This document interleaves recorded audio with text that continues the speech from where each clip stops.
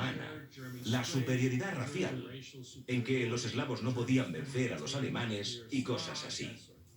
Para Hitler era una cuestión de ideología. Era un momento decisivo para acabar con los bolcheviques y los eslavos. Indudablemente, el sinsentido racista de Hitler se convirtió en el motor de sus decisiones.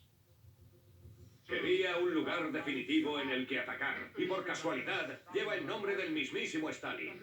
Lo decisivo en esta guerra es quién da el golpe definitivo, y podéis estar seguros de que seremos nosotros. Hasta el momento en la batalla de Stalingrado habían muerto 50.000 hombres. Pero Hitler seguía negándose a que su ejército se retirara. El cuartel general del Führer estaba dominado por una ausencia total de realidad. En Stalingrado, los soldados morían de hambre, veían morir a sus compañeros. Se congelaban por las bajas temperaturas. Era un cataclismo y Hitler no admitía la realidad de la situación. La imagen de Hitler es que pasó 4 años en el frente en la Primera Guerra Mundial, en las trincheras. Una imagen surgida en parte de su Mein Kampf. La verdad era muy distinta, porque trabajó como mensajero bastante alejado del frente. No podía valorar el sacrificio que hacían los soldados, porque no había compartido la experiencia con ellos.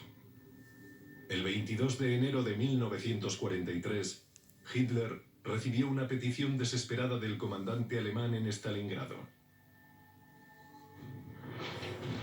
Sus hombres estaban rodeados, sin munición y comiéndose los caballos para sobrevivir.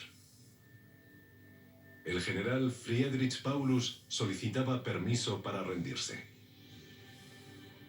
Era una solicitud de lo más lógica, procedente de un comandante militar.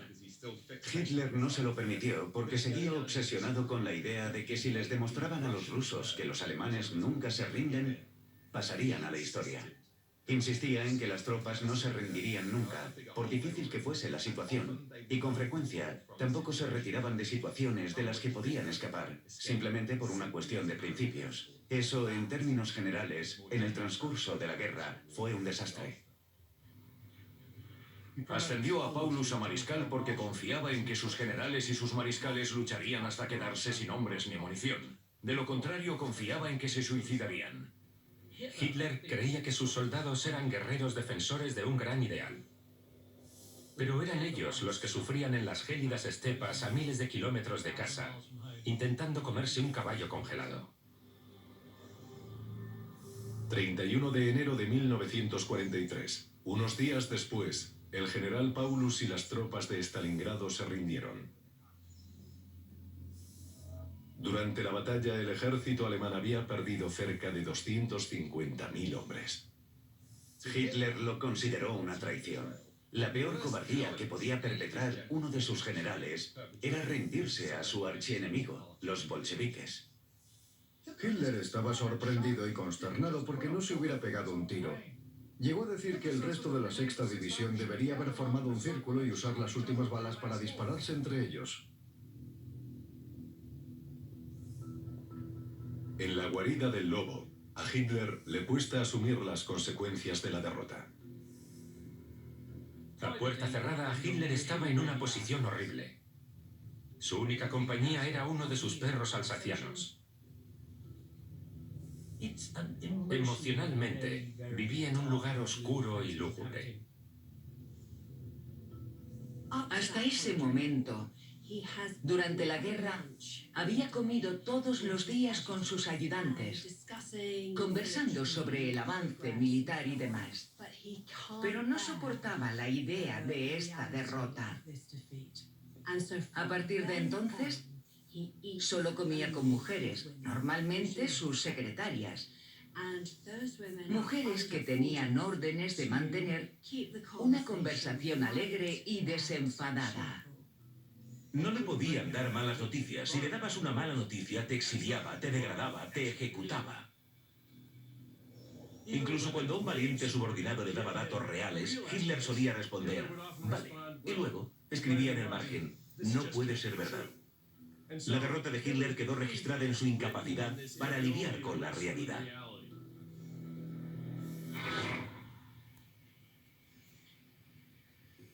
wirklich sagen, Frau Seehofer hat es nun anders bestimmt. Und nachdem sich La magnitud de la decepción de Hitler quedó registrada en una cinta de audio secreta, die Entwicklung grabada por un ingeniero de sonido sin que él lo supiera. Es la única grabación que se conoce de Hitler hablando de manera confidencial en privado. der Richtung auch Entschlüsse, und zwar bindende Entschlüsse zu fassen, der jetzt hinter uns liegt. Se escuchaba a Hitler explicándole al mariscal finlandés Carl Gustaf Mannerheim por qué el asalto a Rusia no avanzaba según lo previsto. No estábamos seguros de lo monstruosamente bien armados que estaban. Hitler admite que no estaba debidamente preparado. Había subestimado a Rusia, pero no podía admitir su error. Su manera de justificar o razonar su error era: lo habría hecho de todos modos. Si lo hubiese sospechado, habría tomado la misma decisión. Cuando Hitler dice que los rusos tenían 35.000 tanques, Que un Estado cuente con 35.000 tanques está claro que es una exageración. En realidad, con lo máximo que contaba el ejército soviético eran unos 23.000 tanques. Incluso frente a gente de confianza, Hitler manipulaba los datos. Eran puras mentiras. Las dice con tanta seguridad que la gente acaba diciendo: sí, 35.000, sí, 35.000. 35.000 tanques.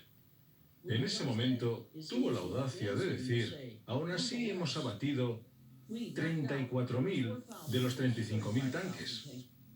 Hemos destruido más de 34.000 tanques. En realidad eso era pura fantasía. Vivía en un mundo de fantasía.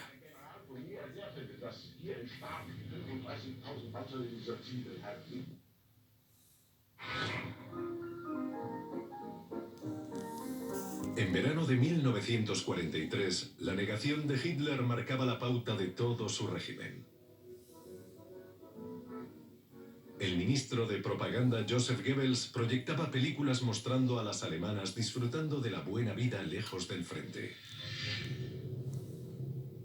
27 de julio de 1943.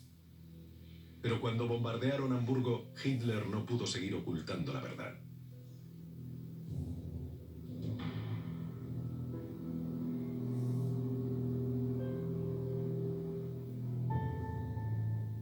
Permaneció impasible mientras la ciudad ardía.